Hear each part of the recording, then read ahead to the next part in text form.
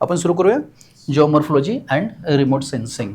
So first thing first all, what do understand about this two words geomorphology. Okay, आता इथे तुम्हाला जिओमॉर्फोलॉजीचा study असा classified नाही आहे जसं जिओग्राफीमध्ये जिओलॉजी जो आहे त्याच अँगलने आपण या ठिकाणी घेणार आहे, बिकॉज कॉन्सेप्ट त्यांनी देताना तुम्हाला सिमिलरली दिल्यात. म्हणून असं जिओलॉजीमध्ये जिओमॉर्फोलॉजी वेगळा आहे असं काही आपण कन्सिडर करणार नाही आहे. As it is the original main content आहे त्याच्यावर आपण डिस्कस करणार आहे now. So look into two concepts, two subject or two stream. That the first one is the geomorphology and along with the geomorphology second one is the remote sensing. बरं मला असं सांगा की का बरं ह्या दोघांमध्ये यांनी असं का कॉम्बिनेशन केलं असेल. तुम्हाला पहिलाच युनिट आहे ना, पहिला युनिट आहे जिओमॉर्फोलॉजी अँड नेक्स्ट त्यांनी काय सांगितलेलं आहे रिमोट सेन्सिंग. असं का वाटतं बरं सिलेबसला त्यांनी जिओमॉर्फोलॉजी सेपरेट का नाही दिला, अलॉंग विथ रिमोट सेन्सिंग दिलाय? वाय?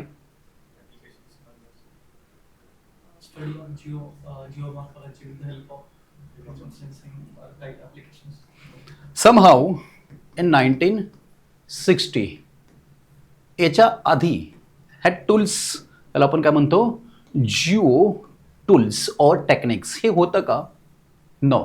त्याचं इव्होल्युशन जे आहे अंडर प्रोसेस होतं. ते अजून त्या लेवलपर्यंत आज ज्या लेवलला आपण डेव्हलप करतो आहे तेवढं आपल्याकडे त्या ठिकाणचे टूल्स अँड टेक्निक्स नव्हते.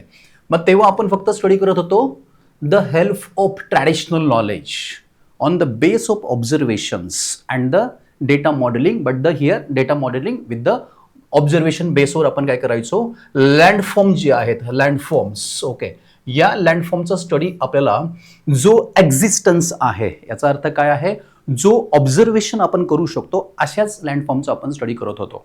क्लिअर झाला मुद्दा? मग आता मी तुम्हाला प्रश्न विचारलाय why that the remote sensing along with the geomorphology. So याचे जे रूट्स आहेत, ओके, याचे रूट्स आपल्याला 1960 नंतर पाहायला भेटतात. आता हे पण का आलं एक एक्झाम्पलच्या माध्यमातून आपण पुढे जाऊया. Now so here is the Himalayan mountain range. Got it? Okay, so the southern part of Himalaya. Okay, हा काय करू शकतो आपण, ऑब्झर्वेशन करू शकतो by touching or the by examining करू शकतो आपण. दे फूट हिल्स आहेत. सपोज हे काय येतं पॅडी प्लेन्स असतील और हे काय येतं हे फूट हिल्स आहेत त्या माउंटेन रेंजचे. आता जस्ट कन्सिडरेशन असं करा, जेव्हा डिझास्टर या ठिकाणी सपोज आलं, समजा लँडस्लायडिंग वॉट एव्हर जे बी काही झालं, सो डिझास्टरचं मॅपिंग जेव्हा होईल हे ना, आपण त्याला काय म्हणतो द मॅनेजमेंट किंवा रिस्क रिडक्शन जेव्हा आपण करतो, हे जे रिस्क रिडक्शन आहे की ज्या ऍक्च्युली जिओग्राफिकल एरियामध्ये जेव्हा हे डिझास्टर आपल्याला मिटिगेट करायचं आहे, that the 5 or 6 stage of mitigation of disaster. पण मग याच्यामध्ये ना की एंटायरली लेवलला full flesh and the all principles of disaster mitigation जी आहे याची होईलच का, याची गॅरंटी नाही आहे. कारण का वी हॅव टू लिमिट, आपल्याला काय येतं लिमिटेशन्स आहे. जसं एक्झाम्पल आहे इथे 2016 मध्ये माळीन विलेज माहिती सगळ्यांना, त्याचा एक लँडस्लायडिंग झालं होतं. ओके, सो आज जर समजा गव्हर्नमेंटचा डेटा हा सांगत असेल, सपोज फॉर एक्झाम्पल देतोय, इथे जर 1000 पीपल ओके याचे काय झाले असतील या ठिकाणी व्हॉट वी कॅन से याच्यामध्ये गेले असतील, पण गव्हर्नमेंट सांगताय 1000. What about the realistic approach? याच्यापेक्षा कमी असेल आणि याच्यापेक्षा जास्तही असू शकतं. बट द स्टील आता हे इथे झालं म्हणून आपल्याला आपण समजून घेऊ शकतो. What about the Himalayan mountain रेंजच्या नॉर्दर्न साईडला, जिथे the human efforts are limited, जिथे आपले ह्युमन एफर्ट जे आहेत ना ते एलिमिनेट नाही करू शकत आहे आपण त्याला.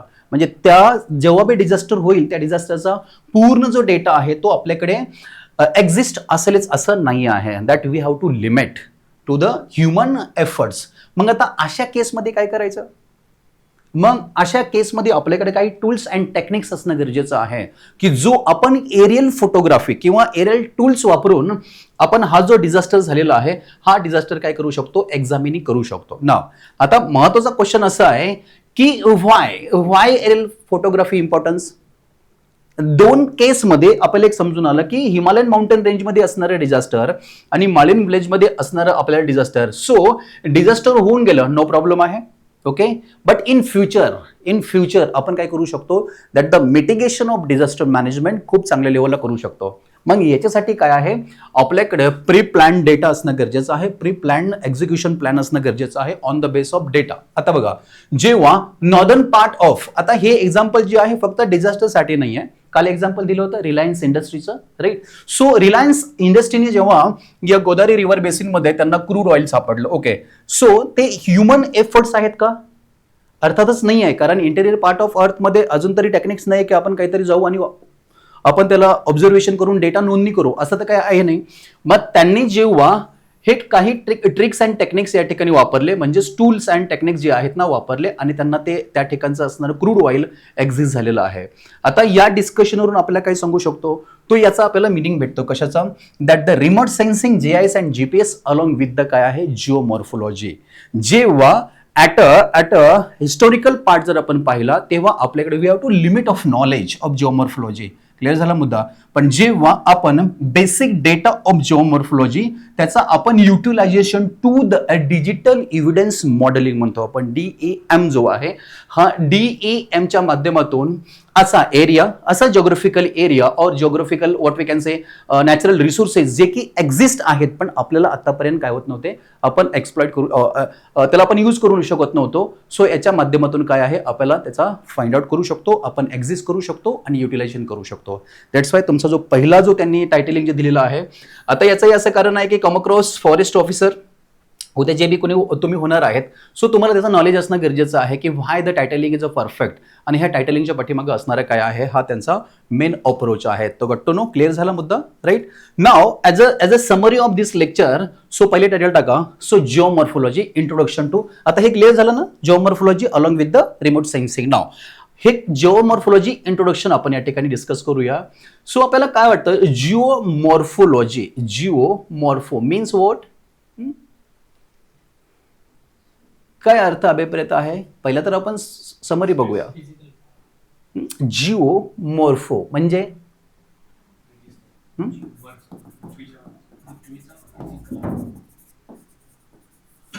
लॉजी.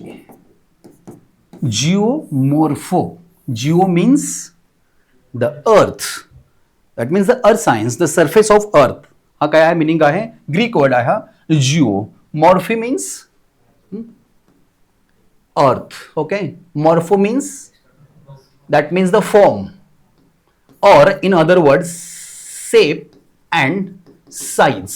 आता कशाचं shape and size आहे, that means the landform. आतापर्यंत तरी, आता immediately आपण landform नाही वापरायचं आहे, but the shape and size. Then the next one is the logis, means study. आता एकत्रित आपण काय करू शकतो, the scientific study of any particular shape and size of earth surface. मग आता जेव्हा the geomorphology as a branch of physical geography जेव्हा ओव्हर द टाइम ऑफ पिरियडमध्ये काय केली जाते, डेव्हलप होत गेली, तेव्हा याला शब्द वापरला गेला, याला जो वर्ड आहे तो काय केला झाला, यूज केला गेला, तो म्हणजे काय आहे, लँडफॉर्म. नाव लँडफॉर्म अँड लँडस्केप म्हणजे काय रे, दोघांमध्ये काय डिफरन्स आहे, एकदम मायन्यूट लेवलला एक एक आपण लेवलवर पुढे जाऊया. What is the difference between लँडफॉर्म and landscape. Last इयरमध्ये क्वेश्चन आलेला आहे तुम्हाला, नाही ते विद्यापीठाच्या लेवलला आहे. ह्या दोघांमध्ये डिफरन्स काय आहे, what do understand about the landscape. जसं इन प्रॅक्टिकल एक्झाम्पल कसं देऊ शकतो आपण याला, टू बी फ्रँकली जे वाटतं ते आपण.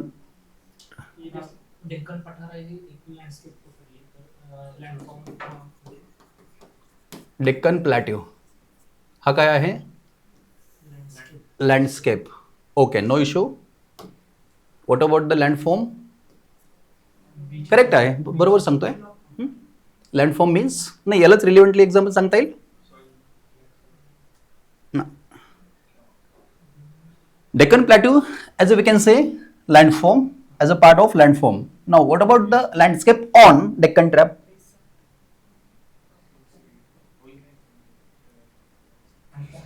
Yes. So on the Deccan Plateau there will be a variety of landform. That means the hilly areas, that means the valley areas, that means the V-shaped valley or U-shaped valley, trenches also. Okay, so हे काय आहे, हे याचे example आहेत कशाचे, the all the लँडफॉर्म based on the landscape. आता आपल्याला जिओमॉर्फॉलॉजीच्या अँगलनं जर समजा, अकॅडमिक्स आपल्याला जर समजा याचं जर का मिनिंग सांगायचं असेल तर आपण काय सांगू शकतो, a systematic organization of landform in given particular geographical area. Now, जसं तुम्ही एक्झाम्पल सांगितलं that the Deccan Trap or Deccan Plateau, it is an example of landscape. Landscape Mane तो horizontally. क्लिअर झाला मुद्दा. मग या लँडस्केपवर what kind of landform are found, what kind of landform formation process. So n number of landforms काय त्याच्यावर formation होतात due to the काय आहे, exogenic and endogenic forces. Now the special arrangement of landscape given the specific geographical location in order to your landscape. Clear झाला मुद्दा. So ह्या त्या दोन गोष्टी आहेत, त्याला या जिओमॉर्फॉलॉजीमध्ये काय आहे, अतिशय महत्वाचं वेटेज आहे. नाव जिओमॉर्फॉलॉजी स्टडी करताना आपल्याला एक ट्रिओ आहे, that we can say also the WM Davis trio. आता हे एक्झाम्पल पण लक्षात ठेवायचं आहे, पुढे कोरिलेट होणारच आहे. नाव हा जो ट्रिओ आहे, that means trio WM Davis जो आहे, सगळ्यांना माहिती आहे, WM डेव्हिसने एक ट्रिओ क्लासिफाईड केलेला आहे. तो काय, according to WM Davis he said that the any kind of landform need 3 things for development. First one is what, structure. Second one is what we can say, time, and the next one is the P stand for process. Okay, आता आपण याला एक केस स्टडीचं example घेऊया. Suppose example घ्या, again Himalaya mountain range. Okay, आणि हे जे एक लँडफॉर्म आहे, हे लँडफॉर्म आपल्याला याच्यामध्ये काय करायचं आहे, ऍड करायचं, इनबिल्ड करायचं आहे. Now according to WM Davis he said that the any kind of landform having the 3 process. The first one is structure. That means what do you understand about the structure? काय आहे structure? Interior structure. That means the different types of layer and their the composition. Now, आता Himalaya mountain range मध्ये कोणत्या प्रकारचं composition आहे, that we can say also sedimentary rock. Okay, so now त्यांनी हे trio establishment करत असताना याला यांनी फर्स्ट टू ऑर्डर दिलेला आहे. ऑर्डर मेरा मतलब असा आहे की ऑर्डर माने तो this is the fundamentally and functionally process. कारण याच्याच बेसवर बाकीच्या काय आहे, म्हणजे लँडफॉर्म किती लवकर डेव्हलप होईल, लँडफॉर्म डेव्हलपमेंटचं प्रोसेस काय असेल, किंवा temporary and the special process जी आहे ती कशी असणार आहे. नाव आता जसं इथे हिमालयन माउंटेन रेंज आहे, तसं आपला सह्याद्री माउंटेन रेंज घ्या. सो दोघांमध्ये इरोजनची प्रोसेस कोण लवकर करेल, that means the temporal variations कोणामध्ये जास्त असतील, हिमालयन माउंटेन रेंज काय असणार आहे. सो सडनली इरोड होईल, इरोड म्हणतो इरोजनची प्रोसेस मोर दॅन होईल रादर दॅन काय आहे, वेस्टर्न घाट. नाव म्हणून त्यांनी काय केलं, हे रँक नंबर 1 ठेवला. जर सपोज आपल्याकडे 2 टाइप्स ऑफ रॉक आहेत, फर्स्ट वन इज कोणता आहे, soft rock, and second one is काय आहे, hard rock. Okay, now hard means basalt rock. Okay, so ह्या दोघांमध्ये जर आपण द एरिया क्रोनॉलॉजिकल जर पाहिलं तर हार्ड रॉक जो आहे हा याला खूप ड्युरेशन लागेल इरोजन होण्यासाठी, and depends on also force, की फोर्स काय आहे. So rather than the hard rock, similarly काय आहे, सॉफ्ट रॉक काय होणार आहे या ठिकाणी, की सडनली मोठ्या प्रमाणावर इरोजन होईल आणि काय करेल, तो आयदर ओरिजिनल असणारा लँडफॉर्म लवकर इरोजन होईल आणि त्याचा शेप चेंज होईल. म्हणजेच त्यांनी मगाचे एक्झाम्पल सांगितलं होतं आपण, the shape and size. The shape and size, changing the shape and size depends on the force, driving force and as well as the structure. So पहिला क्लिअर झाला मुद्दा याचा. किंवा मग आता हेच एक्झाम्पल एंटायरली लेवलला जेवढे बी कॉन्टिनेंट्स आहेत, जेवढे बी कॉन्टिनेंट्सवर या ठिकाणी जे काही लँडफॉर्म्स आहेत, हे लँडफॉर्म बेस्ड ऑन द स्ट्रक्चर. ह्या स्ट्रक्चरच्या बेसवर तो समजून येणार आपल्याला की किती लवकर डेव्हलप होणार आहे किंवा किती लवकर डेव्हलप होणार नाही, based on the soft rock and the hard rock. Now structure समजलं, मग पुढे त्या ट्रिओ मधला सेकंड अस्पेक्ट जो आहे तो येतो, that means the process. Now here is the process means,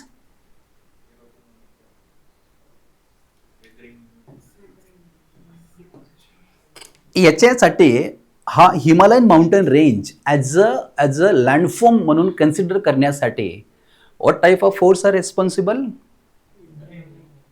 तो ड्रायव्हिंग फोर्स 2 आहेत, बट हे अपलिटमेंट झालंय ना. सो हे आफ्टर द अपलिटमेंटच्या नंतर एक्झोजेनिक फोर्सेस आहे ते काय करेल, ऍक्टिव्ह होणार आहे. दॅट मीन्स काय आहे टेक्टॉनिक्स मुवमेंट जी होणार आहे.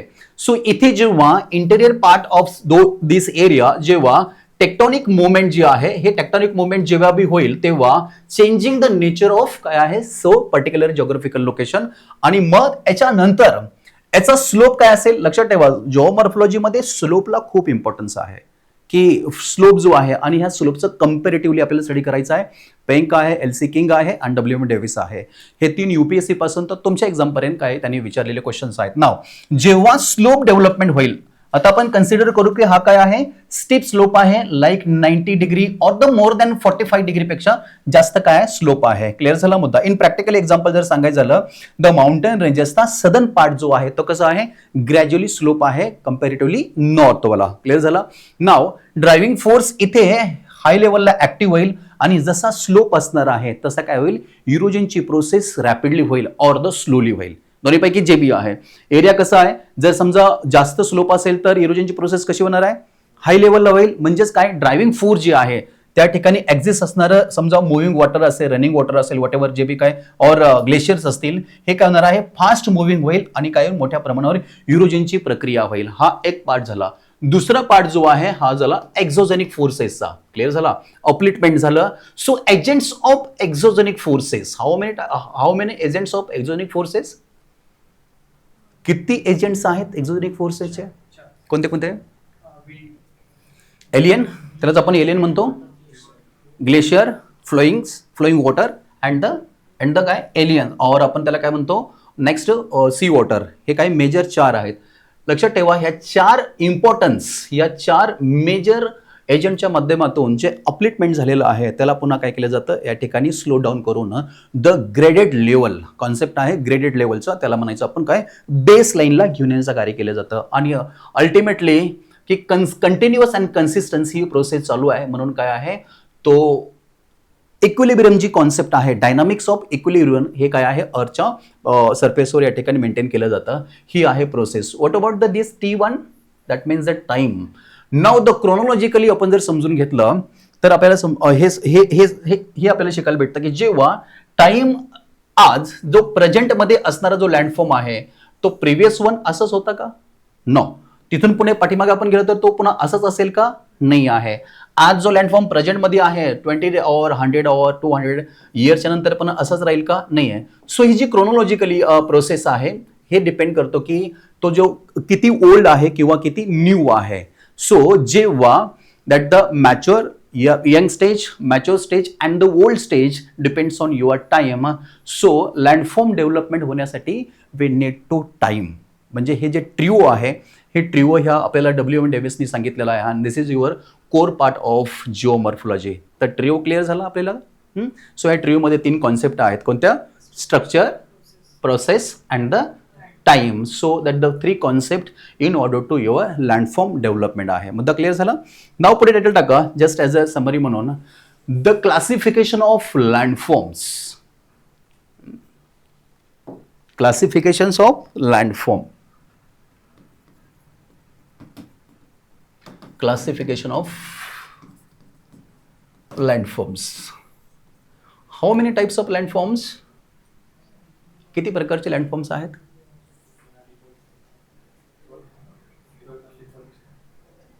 Erosional landforms and depositional. अजून 2च आहेत.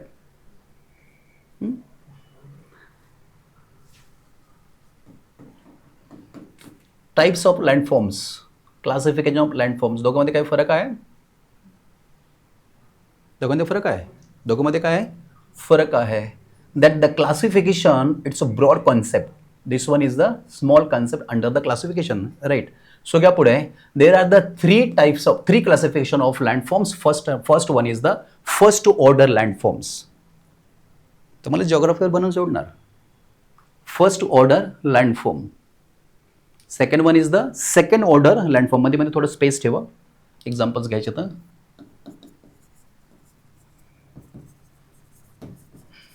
First order landforms second order and third one is the third order. आता हा काय कॉन्सेप्ट आहे बरं? हा काय कॉन्सेप्ट आहे? This concept based on the trio. जे आपण आधी ट्रिओ प्रत्येक गोष्टीमध्ये लिंक आहे लक्षात ठेवा. हे जे त्यांनी ट्रिओ जे सांगितलं आहे ना आपल्याला, तर ट्रिओच्या बेसवर काय आहे आपण क्लासिफिकेशन करू शकतो. First order landforms that means the continent and the oceans. हे इनिशियली लेवलला दोनच होते ना, याच्या व्यतिरिक्त काय होतं नव्हतं. म्हणजे इनिशियली लेवलला जेव्हा be evolution of this one, evolution of युनिव्हर्सचं बिग बँग थेरी सगळ्यांना माहिती आहे ना. हां, द इव्होल्युशन ऑफ युनिव्हर्स होत असताना काय होतं, continents and next one is काय आहे ओशन. सो हे दोन एक्झाम्पल्स आहेत कशाचे, फर्स्ट ऑर्डर लँडफॉर्म्स. नाव मग कॉन्टिनेंट्स किती आहेत, देर आर द 7. ओशन्स किती आहेत, 5 plus so called. Okay, so त्याची नावं तुमच्याकडे असणं गरजेचं आहे. नाव नेक्स्ट वन. सो इथून पुढे जी आहे ना जॉमॉर्फॉलॉजी सुरू होते, the second order लँडफॉर्म and the third order लँडफॉर्म. Here that the second order landform, that means those landform who have created on the base of first order landform through the geomorphic process. मग आता इथे हे जे second order लँडफॉर्म जे आहेत तो सांगतोय की या फर्स्ट ऑर्डर लँडफॉर्मवर जे जिओमॉर्फिक सायकल और जिओमॉर्फिक प्रोसेसच्या माध्यमातून काय होतात, हे या ठिकाणी फॉर्मेशन होतात. मग असं कोणत्या प्रोसेस आहे, कोणती प्रोसेस आहे आणि कोणते लँडफॉर्म्स आहेत. नाव समजा हे कॉन्टिनेंट्स आहे, याच्यावर आपल्याला काय काय एस्टॅब्लिशमेंट होताना पाहायला भेटेल through the geomorphic process. Mountain, okay, no issue. आता समजा हा एक काय आहे ओशन बॉटम आहे. ओके, हे तुमचे बेस लाईन आहे. हा काय आहे, हा ओशन बॉटम आहे. मग जे लँडफॉर्म इथे आहेत ते लँडफॉर्म इथे असू शकतात, इट कॅन बी पॉसिबल, असू शकतात. येस, डिपेंड्स ऑन द तो बॉटम काय आहे आणि बेड रॉक काय आहे. इथे 3 प्रकारचे लँडफॉर्म आपल्याला पाहायला भेटतात. कोणतं कोणतं, mountain, plateau and the plain areas. Okay, मग यांचं फॉर्मेशन त्यांनी सांगितलंय की फर्स्ट ऑर्डर जे लँडफॉर्म आहे त्याच्या बेसवर होईल through the geomorphic process. Similarly all this landforms can create formation on the ocean bottom also. असं काय आहे का जगामध्ये की ओशनिक रेज आहेत, ओशनिक स्ट्रेंच आहेत, ओशनिक प्लॅट्यू आहेत, ओशनिक प्लेन आहेत, असे काय आहे का, तर येस त्याचा आन्सर आहे येस. म्हणजेच काय आहे की सेकंड ऑर्डर लँडफॉर्म जे आहेत हे कॉन्टिनेंट्सवर पण या ठिकाणी फॉर्मेशन होतील आणि कुठे आहे तर या ठिकाणी ओशन बॉटम जो आहे तिथे पण फॉर्मेशन होतील. What about this one, third order means yes, now this concept applied here. So this all landform means the erosional and what, depositional. मग आता याच्यामध्ये काय येतील, वेसेप व्हॅली येतील, नाव द हिल एरिया येईल, नाव द स्ट्रेंचेस येतील, नाव सी कट एरिया येईल, स्टक्स and stumps येतील. ओके, त्यानंतर बारखान सुद्धा येईल. ओके, सो हे काय येतं, हे काय येतं क्लासिफिकेशन ऑफ काय येतं लँडफॉर्म. सो हे एक्झामला आलेले आहेत, म्हणजे याच्या आधी सिव्हिल सर्व्हिसला आलेले आहेत, क्लासिफिकेशन त्यांनी विचारलेलं आहे. सो तुम्हाला सुद्धा या ठिकाणी विचारण्यात येऊ शकतो. फक्त तुमच्याकडे हे एक्झाम्पल्स ठेवा, ॲटलीस्ट याचे तरी एक्झाम्पल असणं गरजेचं आहे. तो मुद्दा बेसिक लेवलला क्रिस्टल क्लिअर झाला. तो आता आपण येऊन पोहोचलेलो आहे कुठे, तर आपला टॉपिक कव्हर झाला क्लासिफिकेशन ऑफ काय आहे हे लँडफॉर्म्स. पुढे बघा अर्थ फोर्सेस टाका. अर्थ फोर्सेस,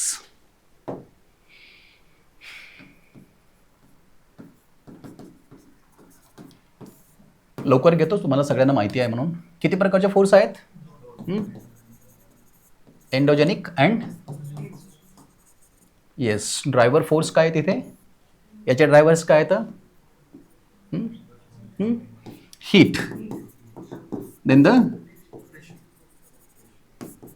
रेडिओ, तिसरा वाला महत्वाचा आहे रेडिओ ॲक्टिव्ह सबस्टन्स, आणि काय आहे composition of materials that means rock.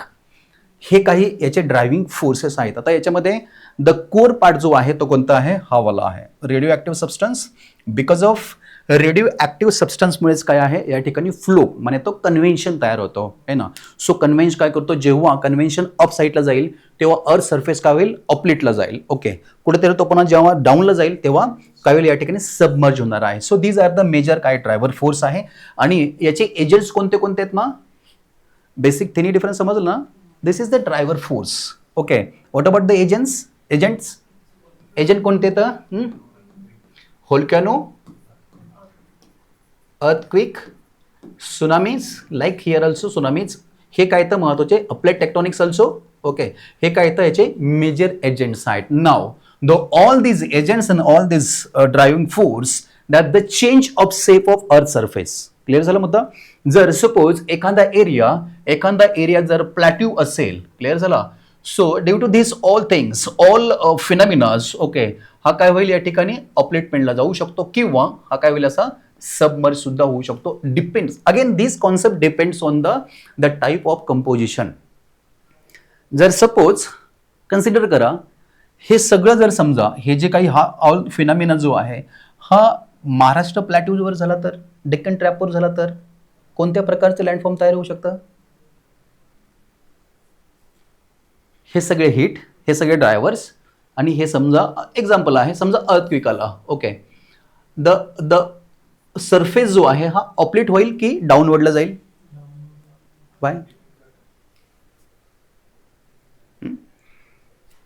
जिओमॉर्फॉलॉजी हा टेक्निकल पार्ट शिकणं खूप महत्त्वाचं आहे.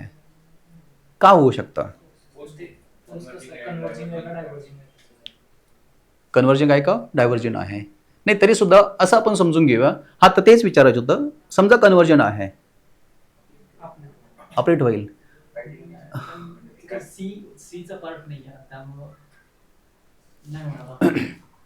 हे असं कन्सिडर करा, हे असं होईल की हे असं होईल.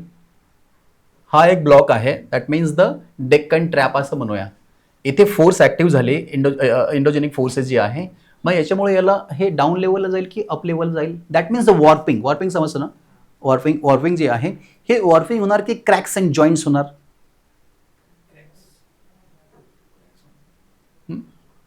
हेच एक्झाम्पल आपण हिमालयामध्ये घेतलं तर, हेच example eastern part of European geographical एरियामध्ये जर घेतलं तर हे वॉर्पिंग येणार की क्रॅक्स अँड जॉईंट्स येणार? नाउ द वॉर्पिंग होणार की क्रॅक्स अँड जॉईंट्स होणार, it's completely depends on your composition. हे तुमच्या रॉकचं जे कंपोजिशन आहे, ह्या रॉकचं कंपोजिशन काय आहे त्याच्यावर असणार आहे. सपोज आपण एक्झाम्पल घेतलं इथे काय डेक्कन ट्रॅपचा. सो डेक्कन ट्रॅप या जिओग्राफिकल एरियामध्ये वॉर्पिंग नाही होणार की एरिया जो आहे उठला नाही जाणार आहे, एरिया काय होईल? क्रॅक होईल. कारण बिकॉज ऑफ का? त्याचं कंपोजिशन काय आहे? बेसल्ट रॉक आहे. हा एक त्याचं कारण आहे. हेच एक्झाम्पल जर आपण पाहिलं कुठे हिमालयन माउंटेन रेंजेसमध्ये जर घेतलं तर त्याचं कंपोजिशन काय आहे? सॉफ्ट रॉक पासून तयार झालेलं आहे. दॅट मीन्स एक गोष्ट क्लिअर होते, ती म्हणजे काय? जेव्हा डिपेंड्स ऑन द रॉक, जर सॉफ्ट रॉक असेल तर वॉर्पिंग होईल, म्हणजे तो फोल्डिंग होईल. आणि जेव्हा हार्ड रॉक असेल तर फोल्डिंग होणार नाही. काय होणार आहे? जॉईंट्स, फोल्ड्स अँड क्रॅक्स हे तयार होताना आपल्याला पाहायला भेटेल. हे all the phenomena due to the काय आहे? Endogenic forces. क्लिअर झाला? मग हे ड्रायव्हर्स होते आणि हे काय तर एजंट्स आहेत. क्लिअर ना? What about this one? आता इथपर्यंत हे समजलंय की एक एरिया असा आहे की ज्याच्यामुळे काय आहे? सरफेस जो आहे चेंज झालेला आहे. ओके, नाव तो सरफेस पुन्हा काय करायचा आहे?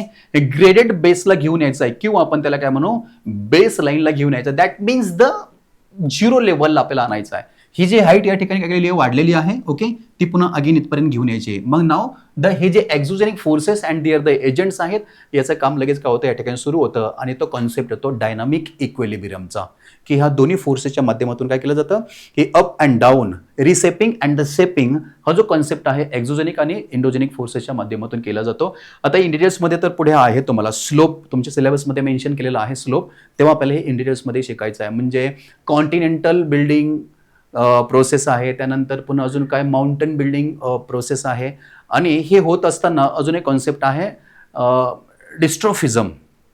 जेव्हा हे नॉर्मल एरियामध्ये होईल तेव्हा आपण काय म्हणूया? सो तो काय आहे? लोकलाइज आहे. बट हे एंटायरली लेवलला हा एंटायरली एरिया आयदर ऑपलिट होईल किंवा आयदर सबमर्ज होईल, त्याला आपण काय म्हणतो? डिस्ट्रॉफिझम झालं. डिस्ट्रॉफिझम म्हणजे काय आहे की असा एरिया की तो एक साथ काय होईल? चेंजिंगमध्ये येईल. म्हणजे large area can be change there the original shape and size. तो आहे डिस्ट्रॉफिझमचा कॉन्सेप्ट. क्लिअर झाला मुद्दा इथपर्यंत? सो हे आहे तुमचं या ठिकाणचं असणारं अर्थ फोर्सेस. पुढे टाका स्ट्रक्चर अँड रिलीफ ऑफ अर्थ. स्ट्रक्चर अँड रिलीफ ऑफ अर्थ. आता स्ट्रक्चर अँड रिलीफ ऑफ अर्थ वेगळं काहीच नाही आहे, इंटेरियर पार्ट ऑफ अर्थ आहे. ओके, अँड आधी जे आपण डिस्कस केलेलं आहे कोणतं? First order and second order and third order relief, ते आहे. सो पुढे त्याला कंटिन्यू करा. इंटेरियर पार्ट ऑफ अर्थ डॅश डॅश. 3 लेअर आहेत. कोणते कोणते लेअर आहेत इंटेरियर पार्ट ऑफ अर्थ मध्ये? Upper most part, that means the solid crust, then the metal, and last one core part. आता आपल्याला याच्यामध्ये फार असं डिटेल्समध्ये जायचं नाही. 0 to 34 अँड 34 to the 750 एवढं आपल्याला डिटेल्समध्ये नाही जायचं.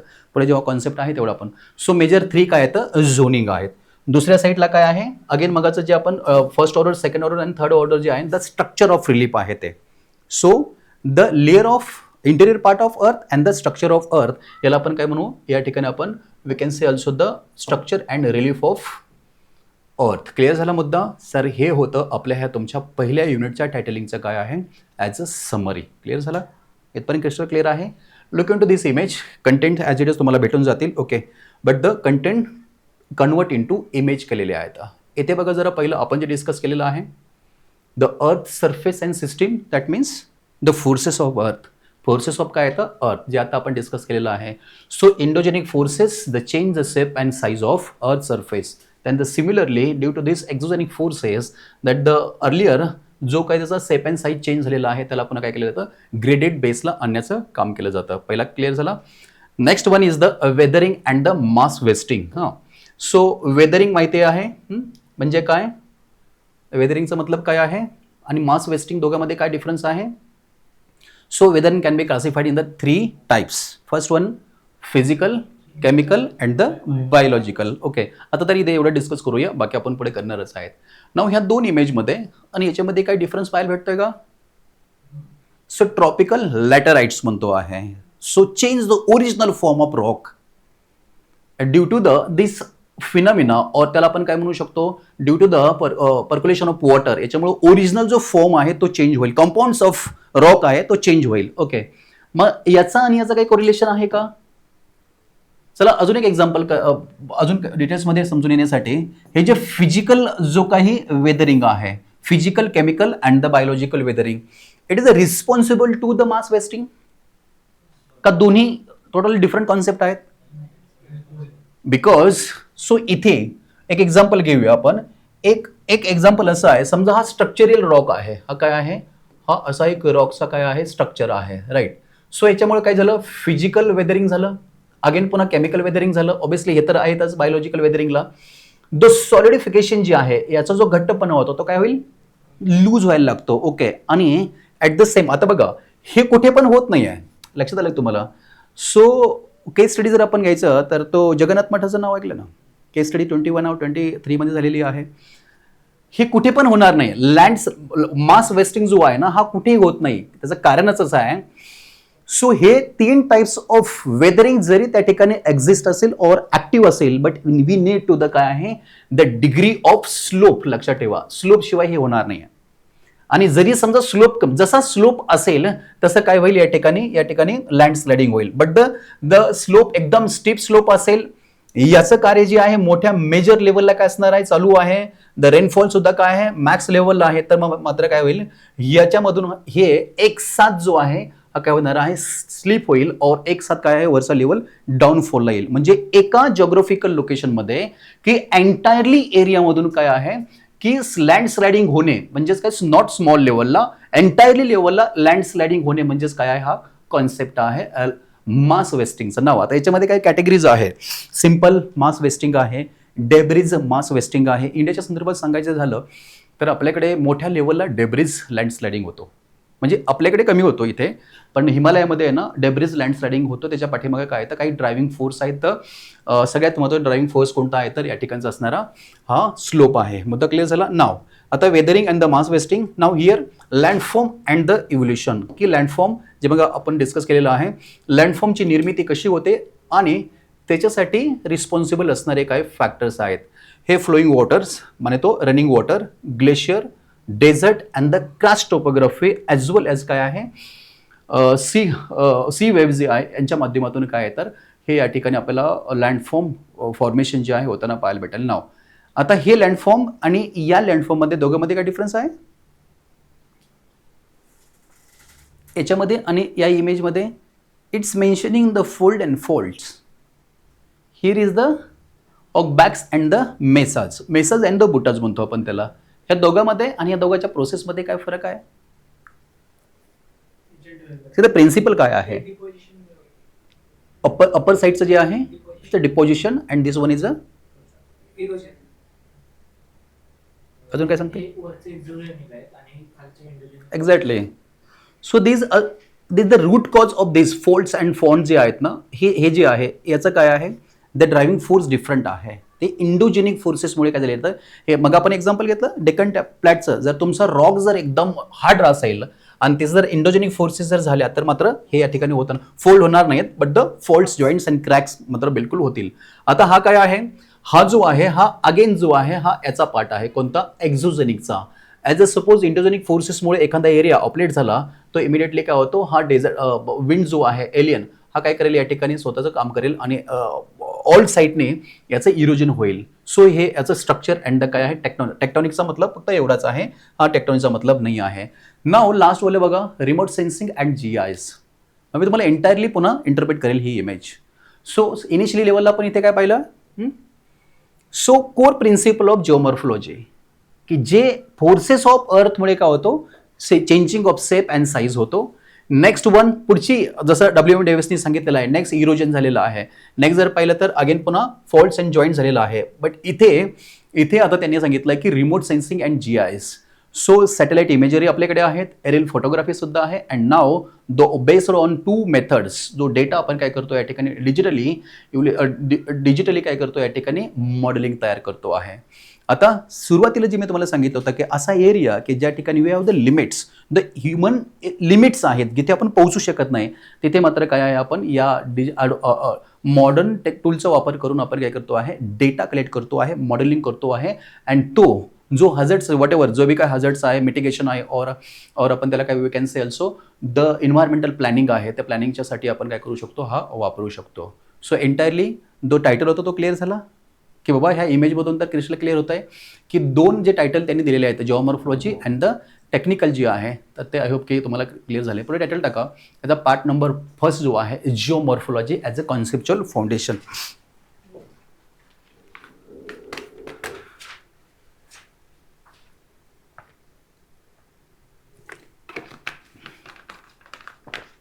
याचे 2 पार्ट्स आहेत. क्रिस्टल क्लिअर समजून येण्यासाठी आपण पहिला डिस्कशन केलं, आपण याचं समरी घेतली, आणि सेकंड आहे तर part number 1 geomorphology as a scientific study of evolution of landform, किंवा आपण त्याला असे म्हणू शकतो, so geomorphology is the scientific study of landforms. Okay, आणि त्याला आपण कॉमा देऊन असं करू शकतो, evolution process and the stages आहे. सो ते इनिशियली लेवलला आपण डिस्कस केलं. Now core principle of geomorphology, first one is the process. The process मेरा मतलब प्रोसेस माने तो endogenic and exogenic process. That means in one word आपण इथे त्याला प्लेस करू शकतो, ते म्हणजे काय आहे, जिओमॉर्फिक process. Now the geomorphic process म्हणजे काय, त्या अर्थ फोर्सेस जे आहेत ना त्याला अजून अकॅडमिक स्टोन देण्यासाठी आपण जिओमॉर्फिक हा वर्ड वापरतो, जिओग्राफिकल प्रोसेस नाही, जिओमॉर्फिक प्रोसेस आहे ती. मग त्यांनी एक्झाम्पल दिलं, मेंडर्स अँड द काय फूड प्लेन्स, हे सुद्धा काय प्रोसेसचाच भाग आहे. ओके, त्यानंतर पुन्हा स्टक्स अँड स्टम्प जर आपण पाहिले कुठे कोस्टल लाईनला, तो सुद्धा काय आहे, एका प्रोसेसचाच भाग आहे. नाव द सेकंड प्रिन्सिपल तो हे सांगतो आहे dynamic equilibrium. Now what do understand about this one, the Hacks, जो हॅक आहे त्यांनी ही कॉन्सेप्ट सांगितलेली आहे, the dynamic equilibrium. Now the earth surface are always changing. Okay, but the changing होत असताना सुद्धा स्टेबल आहे का, नाही आहे. आज जो आहे तो उद्या चेंज होणार आहे, बट स्टील द डायनामिझमच्या माध्यमातून तो अगेन पुन्हा कसं आहे, इक्विलिब्रियम आहे. म्हणजेच काय, एक अपलिटमेंट झाला तर दुसरा काय करतोय, त्याला ग्रेडेड लाईनला म्हणजे बेस लाईनला घेऊन येण्याचं काय करतोय, काम करतो आहे. त्याने एक्झाम्पल दिलंय, Himalayan rivers balance rapid to the अफ्रेट विथ द काय high sediments discharge at the mouth of river and the plain areas. Okay, so ते आहे इक्विलिब्रियम, डायनामिक इक्विलिब्रियमचा कॉन्सेप्ट. तो हॅक जो आहे त्यांनी हॅकने आपल्याला ही कॉन्सेप्ट डिलिव्हर केलेली आहे. Now what about the base line and the graded stream, हे कुठे कसं मोजलं जाईल, कसं मोजणार आपण बेस लाईन आणि ग्रेडेड स्ट्रीम. ट्रान्सफर प्रोफाईल माहिती आहे, ट्रान्सफर रिव्हर ट्रान्सफर प्रोफाईल म्हणजे समजा सपोज रिव्हर जी आहे, समजा ही रिव्हर आहे. ओके, रिव्हरचा ट्रान्सफर प्रोफाईल कसा मोजला जातो, बट स्टील जस्ट माहिती करण्यासाठी, हा जो आहे सेंट्रलपासून तर बोथ साईडला रिव्हर किती ट्रान्सफर झालेली आहे, म्हणजे सेंट्रल जो आहे रिव्हरचा तिथून रिव्हर लेफ्ट आणि आपण लेफ्ट बँक आणि राईट बँक जसं म्हणतो, तो सेंट्रलपासून किती ट्रान्सफर्स आहे, म्हणजे बाहेरच्या हॉरिझॉन्टल लेवलला की त्याचा काय आहे, हा एरिया आहे तो आहे रिव्हर प्रोफाईल ट्रान्सवर्स. बेसलाईन आणि graded stream at the mouth म्हणजेच काय आहे, तर a river adjusted its profile towards the base level, जिथे कोणताही स्लोप नसणार आहे. म्हणजे बेस म्हणे तो बेस, तिथे स्लोपचा काही प्रश्नच नाही आहे. तो आहे तुमचा graded stream graded baseline and the graded stream. Now आता हा ग्रेडेड स्ट्रीम कोणत्या साईडने मोजायचा, द ओरिजिन ऑफ रिव्हर और the ending of river, mouth of like the fall down जेव्हा होते रिव्हर तिथे काय आहे, हा ग्रेडेड स्ट्रीम आहे तो आपण या ठिकाणी काउंट करू. अगेन त्यांनी आपल्याला एक्झाम्पल दिलेलं आहे गँगेटिक रिव्हरचा आणि it's a profile. Now next one, अजून एक महत्त्वाचा प्रिन्सिपल तू सांगतो आहे, tectonic and the climatic interaction means. Tectonic and climatic interaction means, so the climatic condition or the climate affect on your tectonics. That means काय अर्थ आहे त्याचा, tectonic climatic interaction. नाव tectonic climatic interaction म्हणजे काय, physical weathering. तर माहिती आहे question विचारण्यात येतो तुम्हाला, क्लायमॅटिक कंडिशनमध्ये फिजिकल वेदरिंग कसं होतं. 0 degree the mid latitude, that means 45, mid latitude in the southern, that means 45. आता याचा जर रेफरन्स घेऊन आपण डिस्कस करायचं ठरवलं तर मग मला तुम्ही सांगा, तर मोर फिजिकल वेदरिंग कोणत्या एरियामध्ये होईल, इक्वेटरमध्ये. बघा बरं, equator area that means 0 to the 5, okay. Tropical area 0 to the 30, more than the around 45 हा काय आहे, मिड लॅटिट्यूड आहे. Y, the climatic interaction with your profile आपण असं बघतोय. मग इथे का होईल असं, तुम्हाला असं रिअली वाटतं की क्लायमॅटिक इक्वेटोरियल रेंजमध्ये सर्वात जास्त रॉक काय होणार आहे, फुटणार आहे. इज इट ट्रू का, टेम्परेचर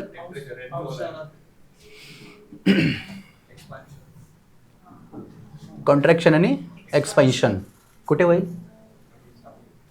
इथे ना क्लायमॅटिक ट्रॉपिकल एरियामध्ये ना. सपोज हा एक्झाम्पल आहे, तुम्ही जसं बोलताय ट्रॉपिकल एरियाचं, हा एरिया आहे फ्रोझोन और द पोलार, ओके. हे काय आहे, वॉल आहे, कशाचा, रॉकचा वॉल आहे, हा सुद्धा रॉकचा वॉल आहे. तुम्ही असं म्हणताय की या ठिकाणी टेम्परेचर काय आहे, मेन ड्रायव्हर फोर्स आहे. दॅट मीन द काय होणार आहे या ठिकाणी कॉन्ट्रॅक्शन अँड काय आहे, एक्सपॅन्ड होईल. कशाचं, जे हे रॉक आहे ते. तुम्हाला असं वाटत नाही का, जरी समजा ही प्रोसेस ट्रॉपिकल एरियामध्ये जरी झाली, याच्यापेक्षा जास्त जी आहे, याच्यापेक्षा जास्त फिजिकल वेदरिंग असा एरिया असेल की ज्या ठिकाणी मेजर लेवलला ब्लॉक अँड द प्लंकिंग होईल. कोणता एरिया, ज्या ठिकाणी इथे जर का पाणी अकोमोडेट झालं तर एवढा टेन्शन तयार होईल का, याच्यावर नॉर्मली टेन्शन होईल. म्हणजेच काय, या ठिकाणी कंट्रॅक्शन अँड द काय आहे, एक्सपॅन्ड होईल. बट व्हॉट अबाउट दिस, जेव्हा या एरियामध्ये ब्लॉक तयार होतील, कशाचे, आईस, तेव्हा याच्यावरचं जे टेन्शन आहे ते टेन्शन ह्या दोघांमध्ये जर कंपॅरिझन केलं तर सगळ्यात जास्त टेन्शन आपल्याला इथे पाहायला भेटेल. आणि हे जे काही टेन्शन आहे हे काय करणार आहे, इन शॉर्टमध्ये आपण सांगू शकतो की more tension, more physical weathering at the place where the polar area. Okay, इथे कोणत्या प्रकारचं वेदरिंग होईल, केमिकल वेदरिंग होईल. More and more time chemical weathering या ठिकाणी होतं ना. बट डिपेंड्स अगेन टेरेन तुमचा कसा आहे.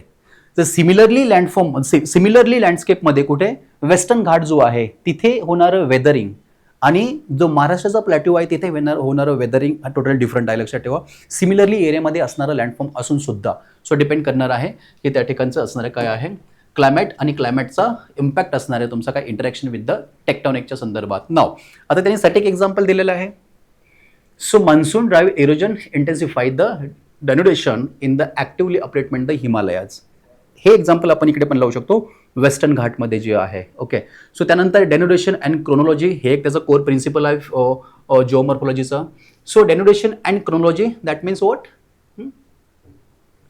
की evolution process from the it's a start towards आज. म्हणजे एखादं लँडफॉर्म जे आहे, एखादं लँडस्केप आहे, जेव्हा इरोजन होईल तेव्हापासूनचं काय आहे त्याचं आजचा काय आहे फॉर्म जो आहे. So landscape preserve the evidences. म्हणजे असं नाही आहे की बाबा एखादा stacks and stump, suppose for example आहे की बाबा डेझर्ट एरियामध्ये एक लँड बारखान आहे, बारखान जरी सपोज तो चेंज झाला पुढे पुढे येताना, तो ओरिजिनल फॉर्म काय होत नाहीये, डिसेबर होणार नाही ॲज इट इज.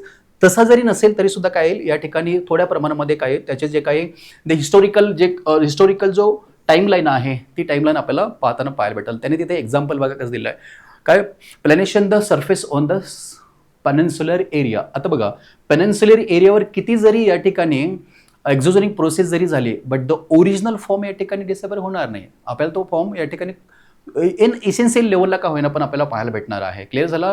सो हे काही महत्त्वाचे प्रिन्सिपल्स आहेत कशाचे, हा जो आपला जिओमॉर्फॉलॉजी आहे, जिओमॉर्फॉलॉजी कोर प्रिन्सिपल आहे. The first one is what, the process. जे बी काही होईल, whatever any kinds of transformation of earth surface हे कशाच्या माध्यमातून होईल, the process. Next one dynamism, that means the with equilibrium जे आहे, baseline and the graded stream सुद्धा होणार आहे. Tectonic interaction with your climate, denudation chronology आहे, आणि लास्टला काय स्ट्रक्चरल अँड द काय लिथोलॉजिकल काय आहे, कंट्रोल जो आहे. नाव आता पुढे बघा, earth surface as a dynamic system आहे. याचं ऑलमोस्ट आपण काल डिस्कस केलं होतं, पण हे कसं डायनामिक सिस्टीम आहे. सो इंडोजेनिक फोर्सेस आहेत आणि एक्झोजेनिक फोर्सेस आहेत. सिमिलरली या ठिकाणी आपण कन्वर्ट केलेलं आहे की again and again dynamic forces त्यांनी याच्यामुळे म्हणलेलं आहे की earth surface is not stable always. So due to the endogenic forces अपलिटमेंटचं काम होईल, आणि अपलिटमेंट झाल्यानंतर पुन्हा काय होऊ शकतो की अगेन पुन्हा त्याला बेस लाईनला आणण्याचं काम केलं जाईल. This are the weathering, erosion, transportation and deposition हे काय त्याचे एजंट्स आहेत. इकडचे एजंट्स मग आपण जसं डिस्कस केलं तसं द टेक्टोनिझम आहे, अपलिटमेंट आहे, व्होल्कॅनो आहे, क्रिस्टल्स वॉर्पिंग आहे, क्रॅक्स, जॉईंट्स अँड द काय आहे, cracks and joints and folds याच्या माध्यमातून काय होईल की अपलिटमेंटचं कार्य केलं जाईल, और वेदरिंगचं एक्झोनिकच्या माध्यमातून बेसलाईनला आणल्याचं कार्य केलं जाईल. This is what the titling of the surface as a dynamic system आहे. क्रिस्टल क्लिअर झाला मुद्दा. Yes. Second one is the weathering. Title टाका, weathering and the mass wasting.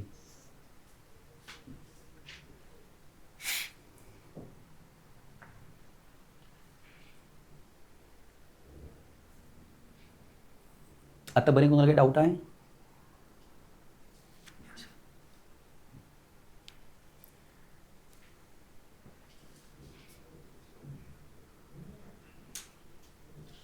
is referred to the in situ of breakdown as a chemical alteration. That means the काय आहे, the changing of form. जो original form आहे तो suddenly काय होईल या ठिकाणी चेंजिंग होईल. हे नंतर तुम्ही बघा, लुक इन टू इमेज आपल्याला काय सांगते बघा. सो वेदरिंग आहे, physical weathering, that means the काय आहे. सो मेन ब्लॉक जो आहे तो काय होतोय, वेदर होतोय. That means the without the changing of chemical compounds, की जो रॉक आहे या रॉकचा केमिकल कंपाऊंड चेंज नाही झालेला आहे, जस्ट फॉर्म चेंज झालेला आहे. आता हे कशामुळे होऊ शकतं, the physical weathering. What are the main drivers of physical weathering? Major drivers काय असू शकतात?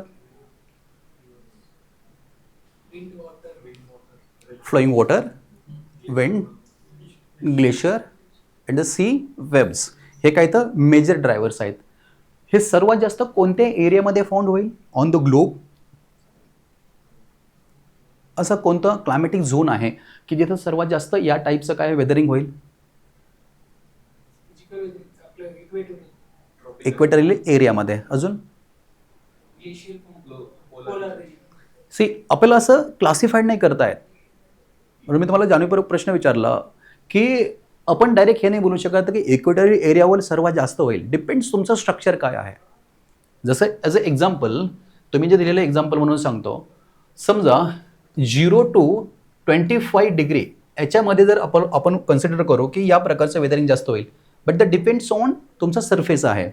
सरफेस जर या ठिकाणी प्लेन असेल तर युजलेस आहे हे सगळं. सरफेस जर प्लेन असेल तर याच्यापैकी कोणतंच कार्य होणार नाही आहे. मग तुम्ही लॉजिक हे नका लावू, तिथं मग सॉईल कशी फॉर्मेशन झाली आहे. दी प्रोसेस अल्टिमेटली डिफरंट आहे. लक्षात आलं. अगेन पुन्हा एक्झाम्पल बघा, 45 डिग्री टू द 55 डिग्री याच्यामध्ये प्लेन एरिया एक्झिस्ट नाही आहे, तर स्टीप स्लोप आहे. तिथे मात्र काय आहे की जिओग्राफिकल एक्सेप्शन असून सुद्धा फिजिकल वेदरिंग तिथे आपल्याला काय होणार आहे, मोठ्या प्रमाणात पाहायला भेटणार आहे. पुन्हा अगेन ॲडजॉइनिंग पार्ट ऑफ 90 डिग्री तिथे तर लॅक ऑफ लँडफॉर्म्स आहेत. लँडफॉर्म्स काय आहेत, इसेन्शियल लेवलला जेवढे खाली लँडफॉर्म्स आहेत तिथे लँडफॉर्म्स नाही, तरी सुद्धा सर्वात जास्त फिजिकल वेदरिंग त्या ठिकाणी होते. तिथे मात्र फिजिकल वेदरिंग होत असतानाचे प्रिन्सिपल टोटली डिफरंट आहेत. तिथले ड्रायव्हर सुद्धा काय आहेत टोटली डिफरंट आहेत. म्हणून याचं आन्सर आपल्याला देता येईल कोणतं, तर डिपेंड्स ऑन तुमचा टेरेन काय आहे, की टेरेन कुठल्या प्रकारचं आहे त्याच्यावर काय डिपेंड्स तुमची फिजिकल वेदरिंग कशी असणार आहे. मेन ड्रायव्हर्स तुम्ही ॲज इट इज सांगितले. Now next one is the chemical weathering. The physical weathering plus changing the original property of compound, chemical compounds काय आहे त्या रॉकचा चेंज होईल. मग आता मला तुम्ही सांगा की केमिकल वेदरिंग होताना हे होईल की डायरेक्ट मेन ब्लॉकला फिजिकल कंपाऊंड चेंज होतील, काय होईल? Chemical weathering in order to physical weathering plus changing the chemical compounds of particular rock, असं आहे का भाई? केमिकल वेदरिंग होताना हे तर होणं गरजेचंच आहे.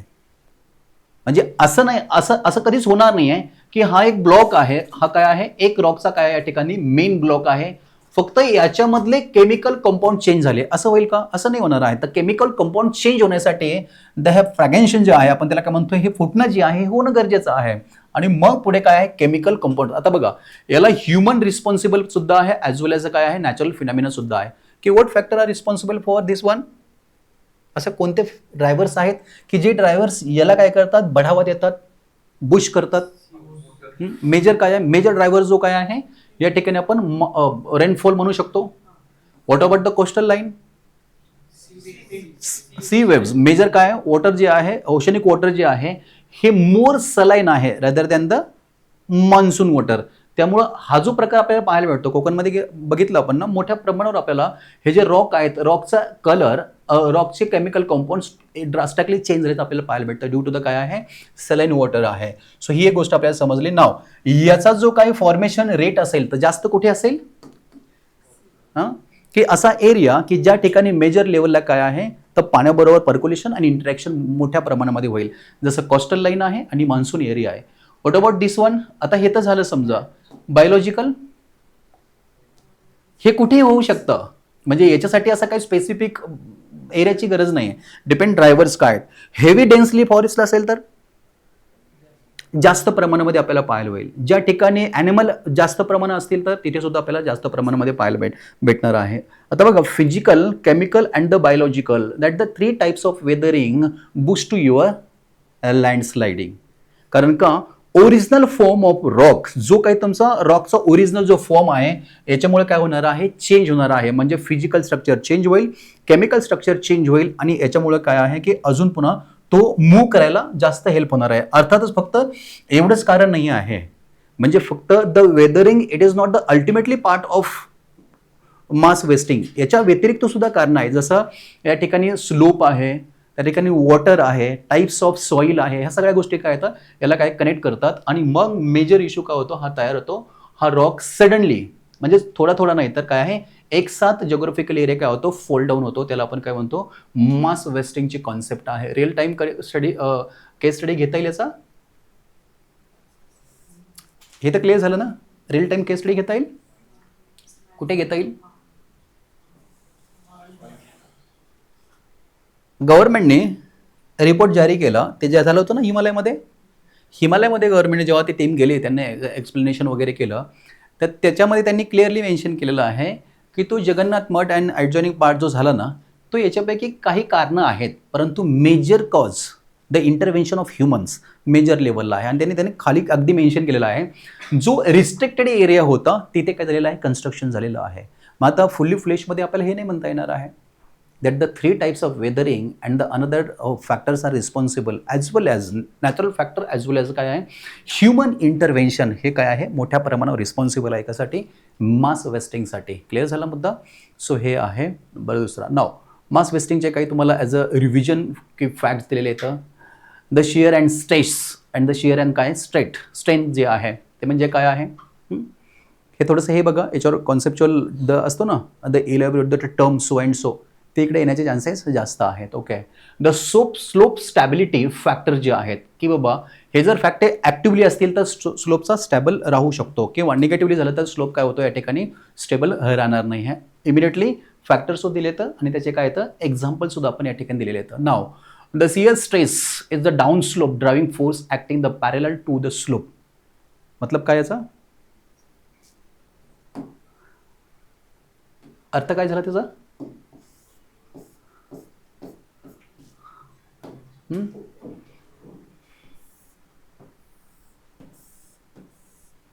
हा नॅचरली स्लोप आहे, नॅचरली स्लोप आहे ना. ओके, जेव्हा all the factors are responsible to the mass wasting whatever जे बी काय आहेत, जेव्हा या एरियामध्ये असणारा the amount of load, load माने तो जो वरच्या साईडला जो अमाऊंट ऑफ लोड आहे तो amount of load according to your naturally स्लोपला पकडून काय करेल, खाली फॉल डाऊन होईल. क्लिअर झाला मुद्दा. आता इथे बघा, याला काही बॅरियर्स असतील का? इथे बॅरियर्स आहेत ना. असं तर होणार नाही आहे की हा अमाऊंट ऑफ लोड जो आहे, ओके, वॉट एव्हर ट्रीज असतील और सॉइल असतील, वॉटर असेल, हा अमाऊंट ऑफ लोड जो आहे बॅरियर सहित काय करतो या ठिकाणी स्लीप होणार आहे. म्हणजे लोड कसा होणार आहे, पॅरलली येणार आहे अकॉर्डिंग टू नॅचरल काय आहे या ठिकाणी स्लोप. नॅचरल स्लोपनुसार पकडून तो खाली येईल, त्याला आपण काय म्हणतो आहे, हा सियरची कॉन्सेप्ट आहे. दुसरा कॉन्सेप्ट बघा, आता इथे काय असे काही या ठिकाणी बॅरियर्स असतील. ओके, अगेन हा जो अमाऊंट ऑफ जो लोड आहे हा स्ट्रेट लेनर फॉर्म मध्ये खाली येईल.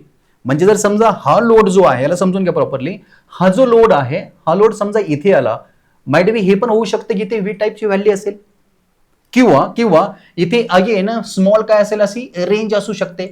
जेव्हा हा लोड या बॅरियर पर्यंत येईल, ओके, बॅरियर फार असा अग्रेसिव्ह असेल तर मग मात्र ही प्रोसेस पुढे होईल का? तर होणार नाही आहे. ओके, परंतु सेकंड हँड जर आपण पाहिलं, इथे व्ही सेफ व्हॅल्यू असो किंवा या ठिकाणी स्मॉल रेंज जरी असली, ओके, हा स्ट्रेट लिनर मध्ये काय करणार आहे, हा अग्रेसिव्ह जो बॅरियर होता त्याला सोबत घेऊन काय करणार आहे, या ठिकाणी तो पॅरेलली स्लोपला घेऊन तो लोड काय करेल, खाली येईल. त्याला आपण काय म्हणायचं, स्ट्रेन जो आहे. त्या दोन कॉन्सेप्ट आहेत, याच्यावर फोकस करा. Shear and stress and the shear काय आहे, स्ट्रेंथ आहे. इथे एक्झाम्पल बघा, या ठिकाणी त्याला काय सांगितलंय, the watershed landsliding in the काय हिमालयाज. म्हणजे ज्या प्रकारचा वॉटर सेड एरिया आहे, वॉटर सेड म्हणजे कॅचमेंट एरिया समजतो ना, कॅचमेंट एरिया असतो एरियाचा, तो कॅचमेंट एरिया जो आहे त्याच्यानुसार काय होतो, या ठिकाणी वॉटर फ्लो होतो. त्यांनी ते एक्झाम्पल या ठिकाणी दिलेलं आहे. स्लोप ग्रेडियंट माने तो सेकंड वाला कॉन्सेप्ट बघा, स्लोप ग्रेडियंट ते छोटे छोटे असतात ना, स्मॉल नोट्स टाईप कॉन्सेप्ट असतात ना, तिकडे येण्याचे चान्सेस आहेत. स्लोप ग्रेडियंट माने तो ॲटॉमॉस्फिअरमध्ये एअर प्रेशर ग्रेडियंट माहिती आहे ना, म्हणजे विंड जर समजा असा फ्लो होत असेल तर प्रेशरमध्ये जर अचानकपणे जर का चेंजेस झाला तर ही जी डिग्री आहे, ही डिग्री काय करते, 90 डिग्रीची होते. सपोज असा एअर फ्लो होतोय आणि या ठिकाणी काय केलं, माझ्या राईट हँडला पुन्हा स्लोप प्रेशर काय झालं, सडनली कमी और जास्त झाला, तर तो स्लोप असा होताना एअर प्रेशर ग्रेडियंट काय होईल, या ठिकाणी 90 डिग्रीमध्ये कार्य करेल. तसं इथे सुद्धा आहे, the slope gradient steeper slope increase the gravitational driving force. म्हणजे नॅचरल लेवलला मग आपण डिस्कस केलं ना की हे मास वेस्टिंग होण्यासाठी हा फार मोठा महत्त्वाचा काय आहे, ॲज अ फॅक्टर आहे. स्लोप नसेल तर स्लोली होणार, स्टीप स्लोप असेल तर एकदम रॅपिडली काय होईल, मास वेस्टिंग होताना पाहायला भेटेल. एक्झाम्पल यांनी मान्सूनच्या टायमामधलं काय आहे, हे हिमालयन माउंटनचं या ठिकाणी दिलेलं आहे. पोर वॉटर प्रेशर जो आहे, वॉटर इन द पोर रिड्यूस द काय effective stress and the slope stability आहे. सो पोर जर वॉटर असेल तर मोठ्या प्रमाणामध्ये काय होणार, स्टॅबिलिटी आपल्याला स्टेबल राहील. लिथोलॉजिकल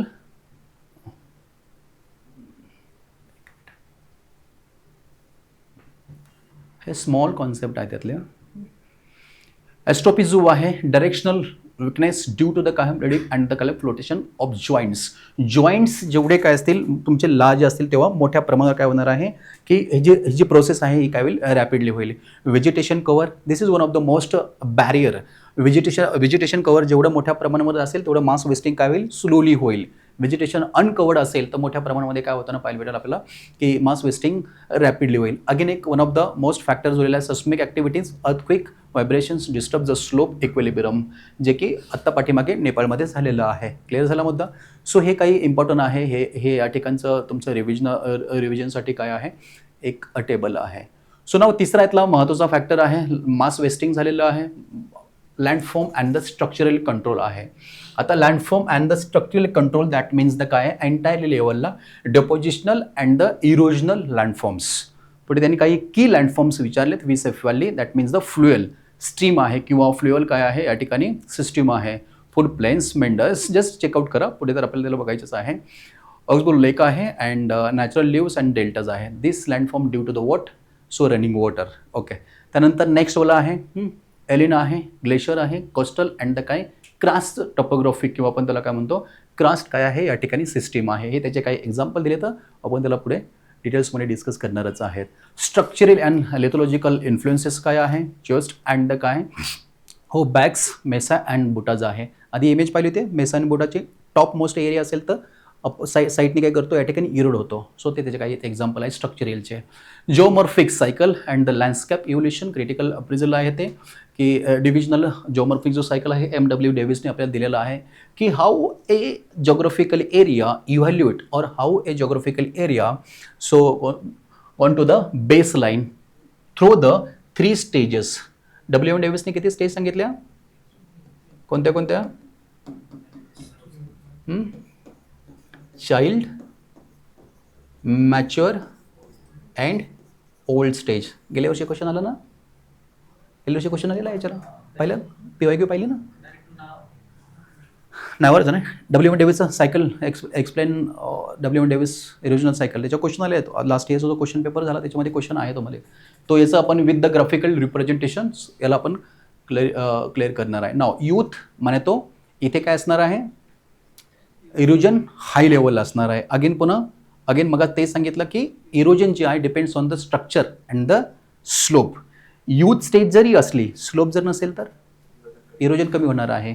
म्हणून या स्टेजमध्ये कोणत्या प्रकारचं इरोजन जास्त होतं, व्हर्टिकल नॉट अ लॅटरल, म्हणजे काय हॉरिझॉन्टल नाही आहे. पुढे इथे काय आहे, स्लोप कमी झालेला असतो, द अमाऊंट ऑफ लोड काय झालेला असतो, वाढलेला असतो. नदी काय करते या ठिकाणी एक्सटेन्सिव्ह प्रोफाईल जो आहे तो वाढतो. लास्ट वन वॉट, इथे ऑलमोस्ट रित्य आहे ना या ठिकाणी मेजर कार्य जे आहे डिपोजिशनल होताना पाहायला भेटेल. इरोजन ऑलमोस्ट इथे काय झालेलं असतं, एरिया झिरो झालेला असतं, एंड झालेला असतं. हा एरिया जो आहे it's a adjoining part of mouth of river आहे ना, किंवा आपण त्याला फॉल डाऊन एरिया जो आहे तिथे आपण म्हणतो. याला काही लिमिटेशन्स आहेत. Limitation due to the assumption of climatic uniformity आहे. हे होईलच असं नाही आहे, कारण का depends on the climatic condition काय आहे. क्लायमॅटिक जर सुटेबल असेल तर होऊ शकतं. टेक्टॉनिक ॲक्टिव्हिटीज फॉर एक्झाम्पल बघा, इथून काय झालं, एक रिव्हर स्टार्ट झाली, ओके, इथे आले की टेक्टॉनिक मुवमेंट झालं, म्हणजे तो अपलिटमेंट झाली. जर समजा हा एरिया खाली खचला गेला तर जी स्टार्टिंगची जी प्रोसेस होते ही वाली ती अगेन पुन्हा इथून सुरू होईल. सो हे काय त्याच्यासाठी असणारे लिमिटेशन्स और त्याला काय येतं या ठिकाणी barrier over एम्फॅसिस time sequence stage आहे. असं नाही आहे जगामध्ये अशी एकही रिव्हर नाही आहे की ज्या रिव्हरने एंटायरली लेवलला from the start to the end, असे एकही रिव्हर नाही जगामध्ये की ज्या रिव्हरनं हा फ्लो जो आहे विदाऊट द लिमिटेशन्स कंप्लीट केलेला आहे. आहेत आज घडलेले एक्झाम्पल आहेत, नाही असं नाही आहे, पण ना ब्रेकडाऊन झालेले आहेत. म्हणजे एकदा सुरू झालं की लास्ट एंडिंगपर्यंत एक एक्झाम्पल तुम्हाला पाहायला नाही भेटणार आहे. म्हणजे कम्प्लिटली जरी स्टेज झालेले आहेत तरी सुद्धा काय हे लिमिटेशन होऊन त्यांनी काय केलेलं आहे, ती स्टेज जी आहे कम्प्लिटली केलेली आहे. पुढे बघा modern geomorphology and it's a favour. आता हे मॉडर्न जिओमॉर्फॉलॉजी जो आहे, जो आत्तापर्यंत आपण जो डिस्कस करतो आहे तो ॲज अ आपल्याकडे ट्रॅडिशनल नॉलेज जे आहे ते ट्रॅडिशनल नॉलेजच्या बेसवर आपण डिस्कस केलेला आहे. नाव जो आपल्याकडे जो डेटा अवेलेबल होता, नाव W डेव्हिसने 1772च्या आसपास हा कॉन्सेप्ट आपल्याला इंट्रोड्यूस केलेला आहे. नाव मग आता हे मॉडर्न टेक्निक जी आहेत, या मॉडर्न टेक्निकचा यूज करून आपण मॉडेलिंग कसं करू शकतो, हे का इव्हल्यूट झालं असेल असं वाटतं तुम्हाला? हे मॉडर्न जिओमॉर्फॉलॉजीचा एक्झॅक्टली प्रिन्सिपल्स काय आहेत? आपल्याला जो ट्रॅडिशनल जिओमॉर्फॉलॉजी त्याचं समजलं बाबा, प्रोसेस आहे, इंटरॅक्शन विथ द क्लायमेट आहे, स्लोप आहे, ह्या त्या गोष्टी आपल्याला समजल्या. पण हे मॉडर्न जिओमॉर्फॉलॉजीचे मेजर प्रिन्सिपल काय असतील, आणि मुद्दा असा की हे का इव्हल्यूट झालं? उद्या तुम्ही RFO होणार ना, हां, जसं की रिसोर्सेस किंवा ह्युमनच्या महत्त्वाचे जे रिसोर्सेस आहेत ते बाहेर काढणं, सस्टेनेबल यूज. ओके, सो अजून काय सांगू शकतो आपण as a like a forest ऑफिसरच्या अँगलने सांगा. आता तुम्ही समजा ते जाणार ऑन फील्डवर तुम्ही जाणार आहेत. सो हे जे तुम्ही लर्न केलेलं आहे याचा तुम्हाला तिथे काय फायदा होणार आहे? जबरदस्त फायदा होईल एन्व्हायरमेंट मॅनेजमेंटसाठी. म्हणजे असा एरिया की ज्या एरियामध्ये आपण नाही जाणार आहे, पण तो एरिया आपल्याला मॅपिंग करायचा आहे ना. बफर झोन असतात काही, कोर झोन असतात काही, जिथे आपण नाही जाऊ शकत आहे, पण आपल्याला त्याला काय करायचं आहे, मॅपिंग करायचं आहे. मग मात्र आपल्याला हे जे टेक्निक्स आहेत, मॉडर्न टेक्निक्स आहेत, या मॉडर्न टेक्निक्सचा फायदा होईल. अजून काय होऊ शकतो आपल्याला, जे डेंजर स्पेसिस आहेत किंवा आपण त्याला काही धोकाग्रस्त प्रजाती आहेत त्यांना आयडेंटिफाय करण्यासाठी हे बियॉन्ड द ह्युमन नॉलेज आहे. ही टेक्निक जी आहे आपल्यापेक्षा फार ॲडव्हान्स, आपणच बनवली पण आपल्यापेक्षा काय फार ॲडव्हान्स आहे. म्हणजे ज्या थ्रेटन स्पेसिस आहेत त्याला आपण आयडेंटिफाय करू शकतो, त्याला आपण कॉन्झर्व करू शकतो किंवा आपण त्याचं मॅनेजमेंट जी आहे मॅनेजमेंट करू शकतो. हे काही महत्त्वाचे प्रिन्सिपल आहेत ना. आता याचा प्रिन्सिपलचा जो कोर पार्ट आहे it's totally based on data. म्हणजे डेटा जर नसेल तर ह्या टेक्निक्सला आपल्याला काही वापरता येणार नाही.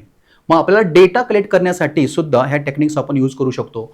म्हणून काय आहे की डिजिटल एव्हिडन्स मॉडेलिंग म्हणतो, DEM. कधी ऐकलं असेल तुम्ही, बिकॉज तुम्ही जेव्हा सर्व्हिस कराल ना तुम्हाला हे फार महत्त्वाचं आहे. डिजिटल एव्हिडन्स मॉडेलिंग, जो डेटा जो तुमच्याकडे आहे हा डेटा काय करायला लागेल तुम्हाला, कलेक्ट करायचा. ओके, कलेक्ट केलेला जो डेटा आहे त्याला मॉडेलिंगमध्ये आणायचा. काल जसं एक्झाम्पल सांगितलं, जेव्हा तुमच्याकडे डेटा आहे तो डेटा काय करायचा, रास्टर आणि वेक्टर सॉफ्टवेअरच्या माध्यमातून काय करू शकतो. रास्टर आणि vector it's a tool for making the map. जे आपल्याकडे मॅप आहेत ना, जे आपण यूज करतोय ते मॅप जे आहेत ते मॅप एंटायरली लेवलला रास्टर आणि वेक्टरच्या माध्यमातून केलेले असतात. क्लिअर झालं. सो पुढे कंटिन्यू करा. नॉन लिनिअर इव्होल्युशन आहे. काय अर्थ झाला याचा. सो प्रिन्सिपल काय आहे, डेटा आहे. ओके, डेटा एव्हिडन्स मॉडेलिंग आहे. मॉडेलिंगच्या माध्यमातून आपण काय करू शकतो, असा एरिया आहे किंवा असा सेक्शन आहे की ज्याचा आपण आत्तापर्यंत काय केलेलं नाही, हा रिसर्च केलेला नाही, तो आपण मेन स्ट्रीममध्ये घेऊन येऊ शकतो. याच्यासाठी काय आहे, हे GIS. आता हे मॉडेलिंग जिओमॉर्फोलॉजी म्हणजे काय, remote sensing plus GIS. GPS जी आहे याचा फायदा आहे की नाही याच्यामध्ये, हे याच्यामध्ये येईल की नाही,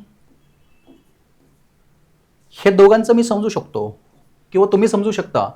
रिमोट सेन्सिंगच्या माध्यमातून डेटा कलेक्ट करू शकतो आपण. क्लिअर झाला मुद्दा. डेटा कलेक्ट केल्यानंतर या ठिकाणी काय आहे, GI माध्यमातून डेटा मॉनिटरिंग करून या ठिकाणी मॉडेलिंग तयार केलं जातं. व्हॉट अबाउट दिस वन, GPSचा आणि ह्या मॉडर्न जिओमॉर्फोलॉजीचं काय कनेक्शन आहे, काय करू शकतो आपण GPSच्या माध्यमातून.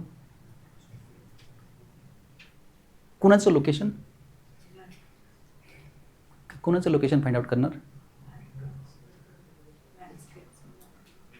ते तर आपण एरियल फोटोग्राफीने पण करू शकतो, ते तर आपण इमेजरीने पण करू शकतो, सॅटेलाइट फोटोग्राफी त्याने सुद्धा करू शकतो. मग याचं GPSची काय गरज आहे. सपोज मला काय करायचं आहे, डेझर्ट जो आहे ना, डेझर्टमधला असा एरिया आहे की जिथे आपण जाऊ शकत नाही, त्या ठिकाणचा मला डेटा कलेक्ट करायचा आहे.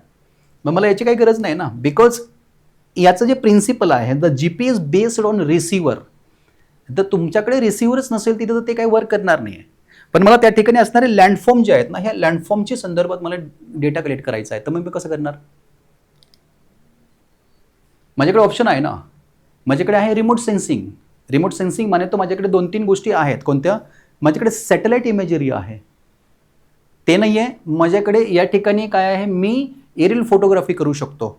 म्हणजे तो एरियल फोटोग्राफीच्या माध्यमातून मी काय करेल, हा जो डेटा आहे हा डेटा काय करेल या ठिकाणी कलेक्ट करेल आणि मग मॉडेलिंगमध्ये या ठिकाणी आणलं जाईल. सो तरीसुद्धा आपल्याला GPS याची गरज आहे. त्याचं कारण आहे, हे जे फॉरेस्ट्री आहे ना तुमचं डिपार्टमेंट जे आहे त्याच्यासाठी याचं इम्पॉर्टन्स आहे. का की जेव्हा आपल्याला मॅनेजमेंट करायचं असेल, ओके, सो मॅनेजमेंट करण्यासाठी जे ॲनिमल लाईफ आहे ना, ॲनिमल लाईफचं मॅनेजमेंट करायचं असेल, म्हणजे तो आपल्याला ट्रेस करायचे असतील जे ॲनिमल लाईफ आहे, त्याच्यासाठी आपल्याला GPS लागणार आहे ना. आपण ते टायगर वगैरे आहेत ना, वाघ वगैरे, त्यांना आयडेंटिफाय करण्यासाठी आपण ते GPS सिस्टीम काय करतो आहे, वापरतो आहे. क्लिअर झाला मुद्दा. सो सेकंड कंटिन्यू करू आपण याला. नॉन लिनिअर इव्होल्युशन आहे. तो काय सांगतो आहे की एक्झॅक्टली लँडफॉर्म जेव्हा डेव्हलप होईल तो एका सिक्वेन्सनुसार असलेच असं नाही आहे. डिपेंड्स ऑन त्या ठिकाणचं structure, duration and the process काय असणार आहे. तो नॉन लिनिअर आहे. म्हणजे एखादं समजा माउंटेन रेंज आहे, माउंटेन रेंज इव्होल्यूट व्हायला लागला की तो लगेच 0 पासून हायेस्ट लेवलला जाणार नाही आहे. तर त्याच्यामध्ये काय असणार आहे की अप्स अँड डाऊन्स असणार आहे. That means the non linear evolution जे आहे. सेकंड तो थ्रेशोल्ड अँड द रिस्पॉन्स सांगतो आहे. टेक्टॉनिक प्लस तेही आहे. त्यानंतर क्लायमॅटिक काय ऑस्किलेशन आहे, सिस्टीम थेअरी आहे आणि लास्ट वन काय आहे, न्यूमेरिकल मॉडेलिंग आहे. सो सगळ्यांचा डेटा कलेक्ट करायचे आणि लास्टला आपण काय करू शकतो या ठिकाणी न्यूमेरिकल मॉडेल आणि मॉडेलच्या बेसवर आपल्याला पुन्हा हा डेटा अवेलेबल होईल आणि त्याचं मॉडेलिंग करू शकतो. सो हे जस्ट ॲज अ रेफरन्ससाठी आपण या ठिकाणी आणलेलं आहे. Next one geomorphology and the Indian subcontinents म्हणे तो याचं आत्तापर्यंत जे डिस्कस केलेलं आहे हे आपण ॲप्लिकेशन देऊ शकतो की इंडियन सबकॉन्टिनेंटमध्ये काही आत्तापर्यंत जे बी आपण डिस्कस केलं ते इंडियन सबकॉन्टिनेंटमध्ये याचं ॲप्लिकेशन देऊ शकतो का एंटायरी लेवलला इन्क्लुडिंग द मॉडर्न जिओमॉर्फॉलॉजी सुद्धा आपण ॲप्लिकेशन या ठिकाणी आपल्याला या ठिकाणी देता येतं. म्हणजे काय इनिशियली लेवलला इथं हिमालयन माउंटन बेल्ट जो आहे आणि त्याचं ॲप्लिटमेंट कसं झालं आहे, प्रोसेस काय आहे त्याचंसुद्धा आपण डेटा कलेक्ट करू शकतो. पेनिन्सुलर प्लॅटो आहे त्याचंसुद्धा आपण प्रोसेस चेकआउट करू शकतो. त्यानंतर पुन्हा इंडो आणि गॅगेटिक प्लेन आहे. जेवढे काही फिजिओग्राफिक डिव्हिजन्स आहेत, फिजिओग्राफिक डिव्हिजन्समधले असणारे जे चेंजेस आहेत हे चेंजेस आणि त्याचा डेटा कलेक्ट करण्यासाठी आपण इन्क्लूड द मॉडर्न जिओमॉर्फॉलॉजी जो आहे त्याचासुद्धा आपण वापर या ठिकाणी करू शकतो. सो हा पार्ट आहे. आता याच्यावरून आपल्याला काय सांगायचं आहे, मला तुम्हाला हे काय सांगायचं आहे की आपल्याला जिओमॉर्फॉलॉजीमध्ये एवढा स्कोप आहे. आपल्याला पुढे जिओमॉर्फॉलॉजीमध्ये आपल्याला हे सगळे कंटेंट काय करायचे तर as a chapter wise cover करायचे आहेत. सो पुढे या ठिकाणी नेक्स्ट वन आहे remote sensing and the remote sensing and the geospatial techniques. म्हणजे काय remote sensing, GIS, GPS, satellite imagery आहे. जस्ट चेकआउट करून घ्या, तुम्हाला ही PDF तर पाठवून देईल. आता याचं जे टेक्निक्स आहे हे असं आहे, आपल्याकडे जो डिफरंट टाईप्स ऑफ जेवढे बी काय लँडफॉर्म्स आहेत हे लँडफॉर्म्स काय आहेत through the satellite imagery means remote sensing. Remote सेन्सिंगचा मतलब तुम्ही काय समजता? Remote sensing the without touch collect the data but through this techniques माने तो सॅटेलाईट इमेजरी. दिस वन अजून याला काय म्हणतो क्राफ्ट माने तो या ठिकाणी एरियल फोटोग्राफी. देन द हे अल्ट्रा मॉडर्न आहे हे काय ड्रोनच्या माध्यमातून सुद्धा आपण डेटा कलेक्ट करू शकतो.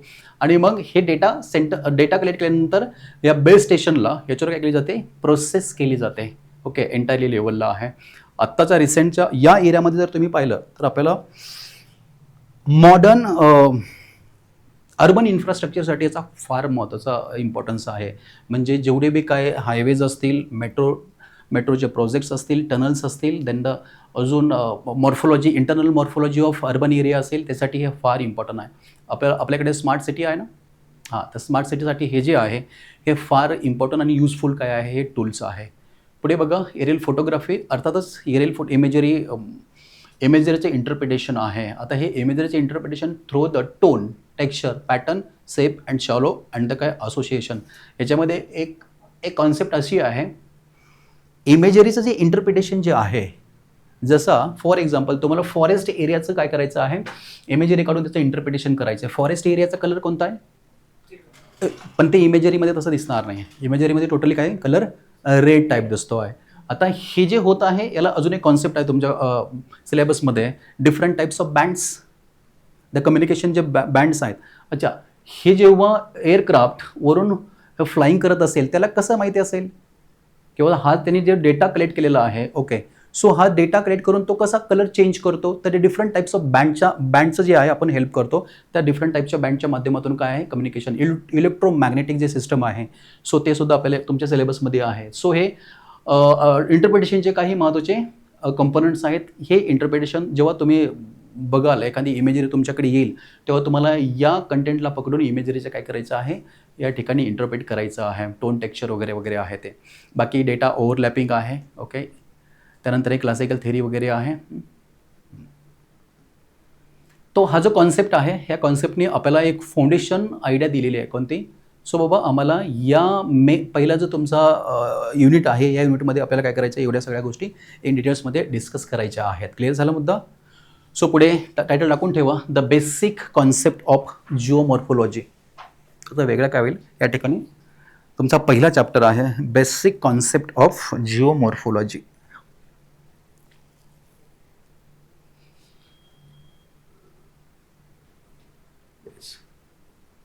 कालचे क्वेश्चन प्रिपेअर केले.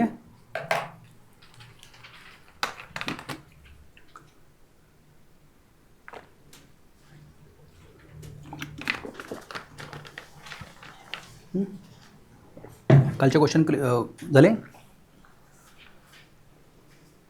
फ्रेमिंग तर झाले नाही झाले? कुठे अडचण आली?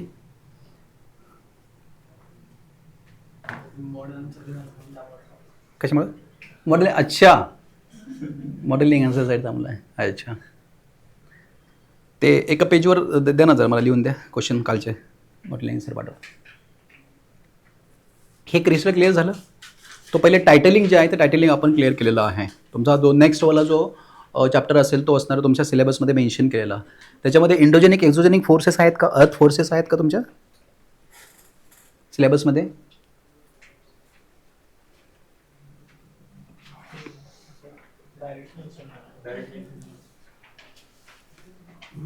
लँडफॉर्म कंट्रोलिंग नाही का?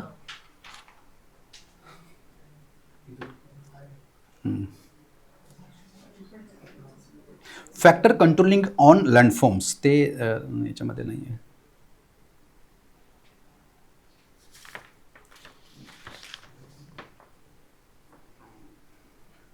इंटेरियर पार्ट ऑफ अर्थ पण नाही mentioning. Earth crust and the relief, ते मग ते घ्यायचं का नाही? हां,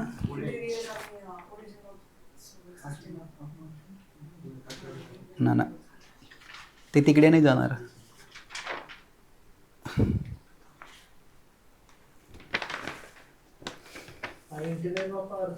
कुठे आहे?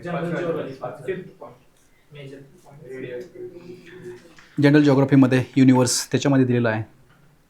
आपण काय करूया ना, आपण ते फ्लोमध्ये याच्यासोबतच कव्हर करूया कंटिन्युअसली.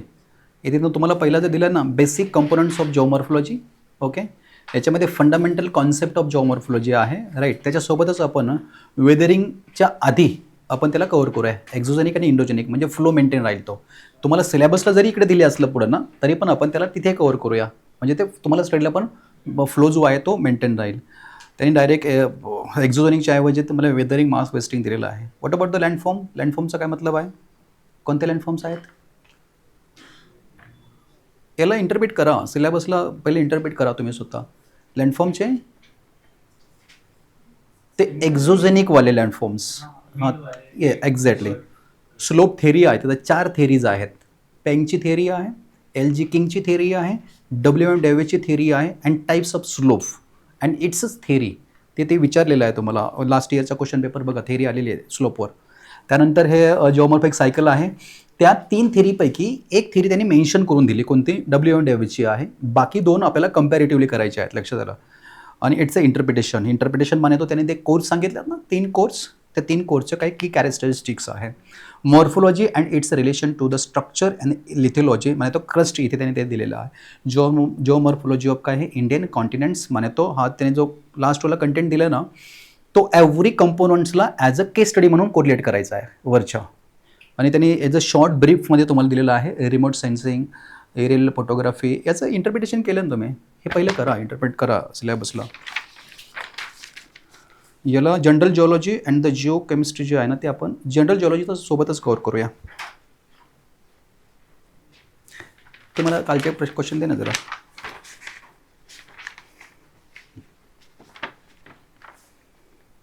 आता 8मध्ये, युनिट नंबर 8मध्ये त्यांनी इंडोजेनिकचे जे काही ड्रायव्हर्स आहेत ते त्यांनी तिकडे इनबिल्ट केलेत. कुठले? Earthquake and all. तिथे कसं स्टडी करणार तुम्ही? इन्व्हायरमेंटल जिओलॉजीमध्ये natural hazards, floods, landsliding, coastal erosion, environmental impact, open cast mining जे आहे, industrial radioactive waste disposal आहे, volcanic belt, earthquake cause effect, earthquake belts आहेत, म्हणजे ते ring of फायरवाले.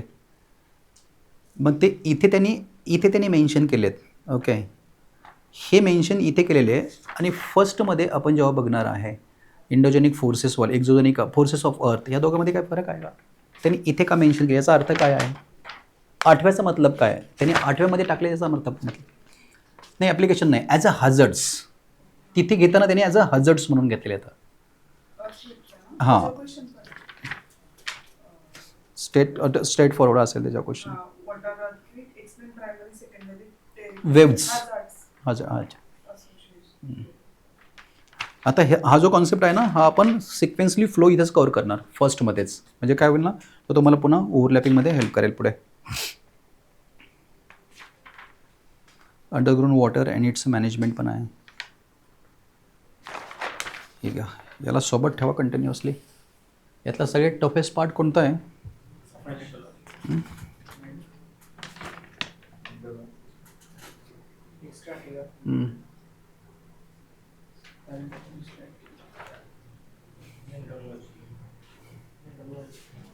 Mineralogy.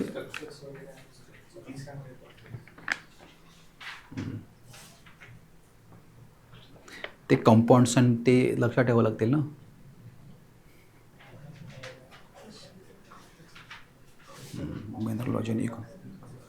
Mineralogy and economic geology त्या applications of याचे ते आहेत मिनरलॉजीचे. ठीक आहे, प्रॉब्लेम नाही. हे लाईव्ह बंद करा. आता हे जे आहेत ना तुम्हाला मी ॲडव्हान्समध्ये सांगून ठेवतो म्हणजे पुन्हा कन्फ्युजन नाही. हे जे त्यांनी जे तुम्हाला टर्म्स दिले आहेत ना टर्म्स, तुम्हाला कधी असं वाटेल की अरे मग हे टर्म्स काय मिसिंग होतात का नाही. जसं आता for example weathering and the mass wasting आहे ना, जे टर्म्स दिले आहेत ना त्या टर्म्सवर चॅप्टर्स असणार आहेत. लक्षात आलं का? म्हणजे जसं आता समजा हा पहिला जो आहे बेसिक कॉन्सेप्ट इन जिओमॉर्फोलॉजी, सो त्याच्यानुसार आपण ॲज अ चॅप्टर म्हणून पुढे जाणार. त्याचं कारण असं आहे की स्टडी करताना तुम्हाला फ्लो मेंटेन होईल आणि कंटेंट जे आहेत ना कन्साईज भेटतील. म्हणजे ते असं होणार नाही आहे. आता समजा जिओमॉर्फोलॉजी अँड रिमोट सेन्सिंग पहिला आहे, तो युनिट नंबर पहिला, तर मग त्या युनिट नंबर पहिल्यामध्ये रँडमली लाईक असतं ना कॉमिक टाईप असतं ना, पुस्तक असतं ना स्टोरी टाईप, तसं होणार नाही. लक्षात आलं की आता समजा हा पहिला आहे, पहिला युनिट संपला ओके, त्यानंतर हा दुसरा युनिट जो असेल, सो जसे त्यांनी ते वर्डिंग प्लेस केलेत ना तसेच युनिट्स बिल्ड केलेले आहेत. जसं तुम्ही आता हे एक एक्झाम्पल जस्ट दाखवतो मी तुम्हाला.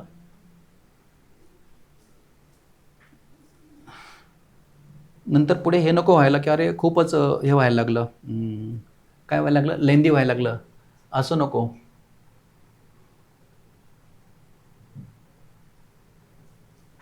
हां, आता पहिला बघा, आधी जो होता तो युनिट होता. युनिट नंबर 1चं डिस्कशन केलं, म्हणजे त्या युनिटमध्ये एंटायर लेवलला स्कोप जो आहे तो आपण बघितलेला आहे. आता तुमचा चॅप्टर काय आहे, तर बेसिक कॉन्सेप्ट ऑफ काय जिओमॉर्फोलॉजी आहे. आता हा पहिला संपला ना, याच्यामध्ये लगेच आम्ही इमिडिएटली अर्थ फोर्सेस पण ॲडजॉइनिंग घेऊन टाकूया. ओके, म्हणजे हे जे प्लेस, मला तुम्हाला सांगायचं काय, हे जे प्लेसेस ठेवलेत ना, हे जे वर्ड्स आहेत, वर्ड्सनुसार आपण काय करणार आहे, याला ॲज अ चॅप्टरमध्ये आणणार आहे. म्हणजे काय होईल ना, तुम्हाला अभ्यासाला पण सोपं जाईल. ओके, कंटेंट्सचा एकदा जरा इव्हॅल्युएट करा. फार लेंदी नाही आहेत, फार शॉर्ट पण नाही आहेत आणि फक्त स्टॅटिक पण नाही आहेत. म्हणजे स्टॅटिक प्लस काय आहे, रिलेवंट जे आहेत काय म्हणतो आपण त्याला, केस स्टडी म्हणा किंवा रिलेवंटली एक्झाम्पल जे आहेत ना ते सुद्धा या ठिकाणी इनबिल्ट केलेले आहेत. म्हणजे ऑप्शनलला तुमच्याकडून फार असं रिडिंग होऊ नये आणि फार असं कमी पण रिडिंग होऊ नये. तो त्याचं काय आहे हे आता लक्षात ठेवलेलं तर आहे, पण आता इम्पॉर्टंट आहे दिलेल्या कंटेनर तुम्ही लक्षात ठेवणं गरजेचं आहे. लक्षात आलं?